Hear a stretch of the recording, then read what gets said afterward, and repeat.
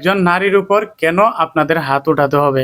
মারামারি করলে ছেলেরা ছেলেরা করেন, সেখানে মেয়েদের উপর কেন হামলা করতে হবে? সেটা যে দলেরই হোক। ঠিক এই জায়গায় আপনারা ভুল করছেন।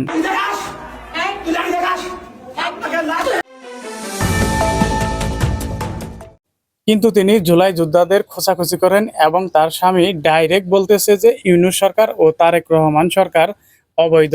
এই কথা শোনার পর কোনো লোক কি স্থির থাকতে পারে? এখনো বাংলাদেশে গত 2 বছর টোটাল সরকার অবৈধ। ইউনূস সরকার অবৈধ, তারেক রহমান সরকার অবৈধ।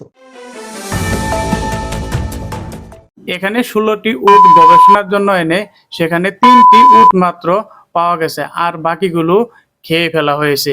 এটা কোনো কথা হলো? প্রেমের টানে হিন্দু মেয়ে চলে আসলো মুসলিম ছেলের বাড়িতে। অনেক জল্পনা কল্পনা কাটিয়ে অবশেষে পরিবার মেনে নিল তাদের সম্পর্ক।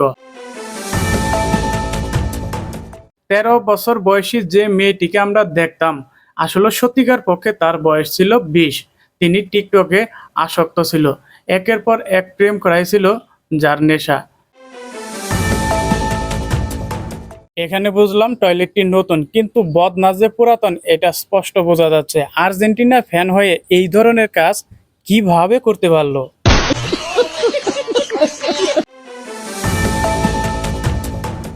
ব্রাহ্মণবাড়িয়া মেয়ের সাথে বিয়াদবি করলে ডাইরেক্ট আন্দা খুইলা রেখে দেবো, এইরকম একটি হুমকি দিল এই আন্টি।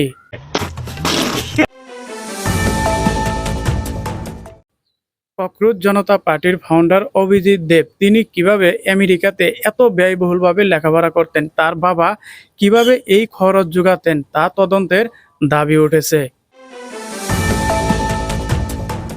নিউল্যান্ড মেসি যেন 2030 সাল পর্যন্ত বিশ্বকাপ খেলতে পারে, এজন্য বিশ্ববাসীকে গণস্বাক্ষর করতে বলা হয়েছে। মোটরসাইকেল চালকদের জন্য নতুন নিয়ম চালু করতে যাচ্ছে সরকার, কেননা মোটরসাইকেলের পিছনের যে নাম্বার প্লেট থাকে সেগুলো দেখে অনেক সময় শনাক্ত করা যায় না। তাই এখন থেকে মোটরসাইকেলের যে নাম্বার প্লেট সেগুলো সামনে লাগানোর জন্য নির্দেশনা দেওয়া হয়েছে এবং এই প্রক্রিয়াটি এই মাস থেকেই চালু হবে। এই পদ্ধতিতে এআই খুব সহজেই তাদের ট্রাফিক নিয়ন্ত্রণ করতে পারবে। নীলফামারীর একটি ছেলে চলন্ত মোটরসাইকেলে দাঁড়িয়ে নামাজ আদায় করলেন এবং সেই সাথে তিনি ভাইরাল হয়ে ইতিহাস গড়লেন।